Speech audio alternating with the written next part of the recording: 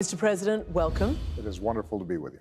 Can I ask you about your commitment to democracy right here in Athens? You did give a speech, your last speech as president, about a week after President Trump won, and you talked about your faith in the solidity of the democratic ideals. A lot has happened since then, right?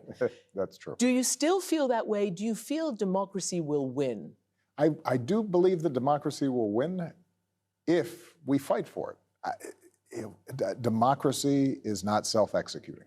It depends on the engagement of citizens and an active mobilization of people around the belief, not just in any particular issue, but the belief in self-governance and rule of law and independent judiciary and a free press.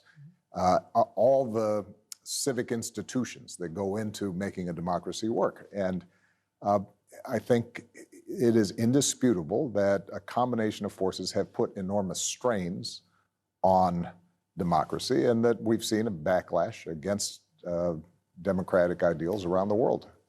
It's not unique to any one place. It's happened in Europe, it's happened in the United States, it's happened in this part of the world, around the Mediterranean. It's happening in Asia.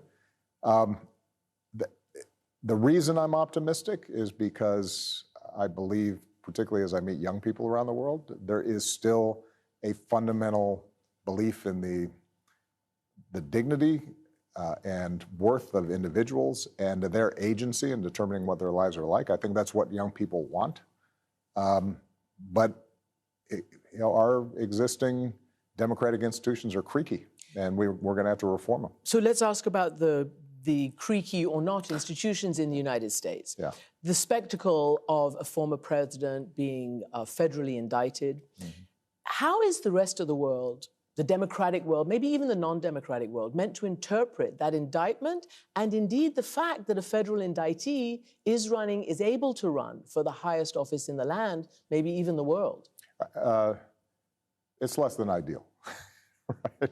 But the fact that we have a former president who is having to answer to charges brought by prosecutors does uphold the basic notion that nobody's above the law.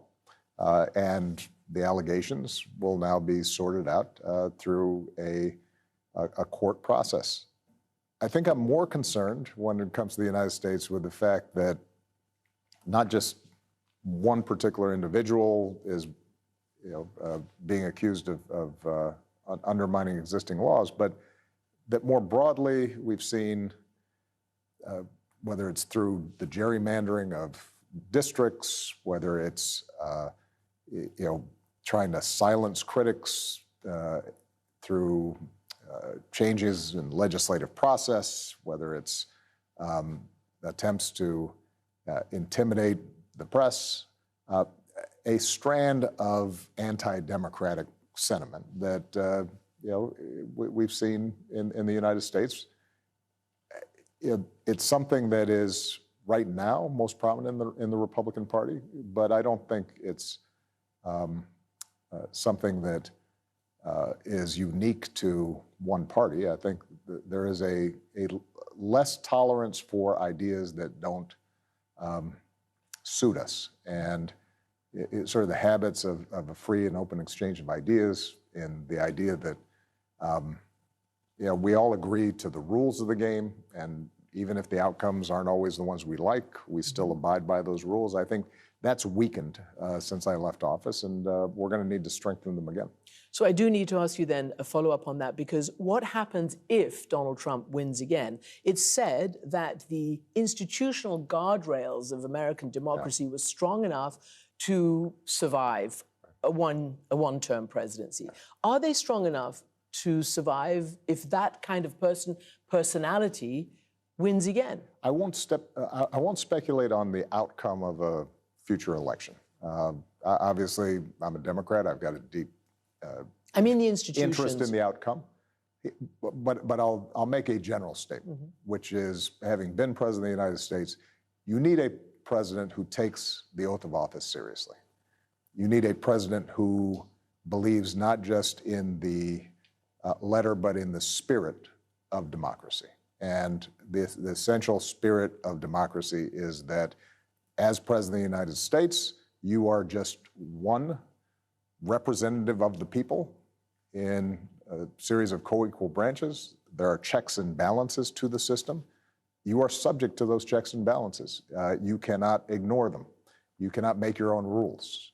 You cannot view the Justice Department as your personal law firm. You cannot ignore norms and guardrails that have been put in place to assure that your self-interest isn't what drives these institutions, but is rather the interests of the American people. And so if you have anybody who's occupying that office who disregards that higher purpose, then you're going to have problems. The good news is that through the mechanism of voting, the American people are going to have the opportunity to reaffirm their belief in American democracy. And the other thing, Christiane, I do think that what happens in the United States matters around the world. And the thing, sometimes I'm asked, what surprised you about being president? And I said, I knew I was going to be busy. And I knew that obviously the United States is an extraordinarily powerful country. The idea of America, the idea of the possibility of a multiracial, multi-ethnic, multi-religious, large, big, complicated country still being able to function as a democracy, that is an important idea for the world. And when it looks like America's democracy is teetering or breaking down, then I think it emboldens those who do not believe in democracy around the world, and it worries and weakens democratic forces in other places. So President Biden, man who you know extremely well, has made the defense of democracy the sort of centerpiece of his administration.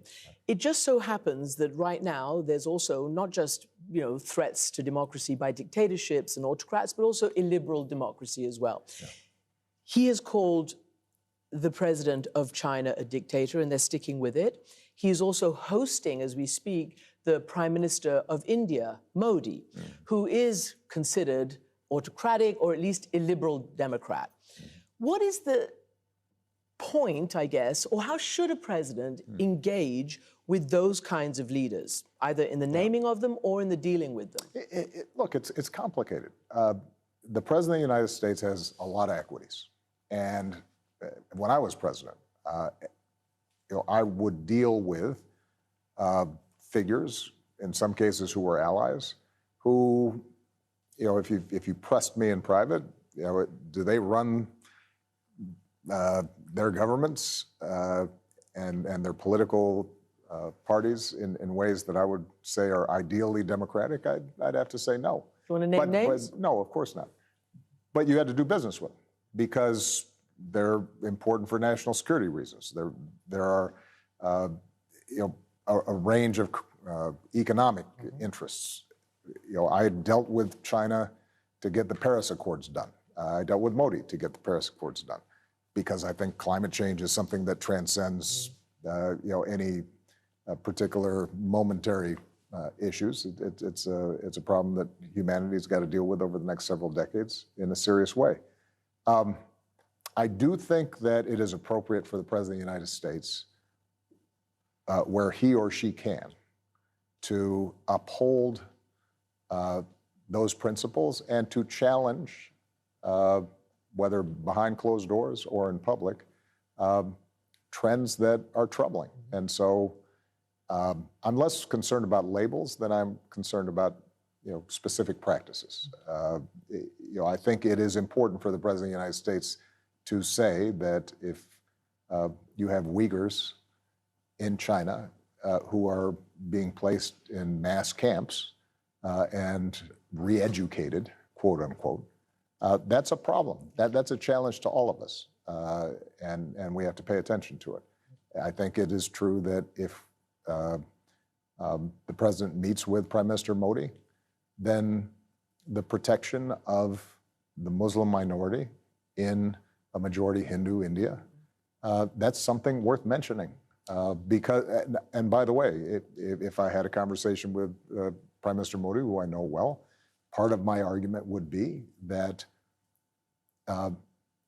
if you do not protect the rights of ethnic minorities in India, then there is a strong possibility India at some point starts pulling apart. And we've seen what happens when you start getting those kinds of large internal conflicts. So that would be contrary to the interests not just of Muslim India, but also Hindu India. So I think it's important to be able to talk about these things honestly.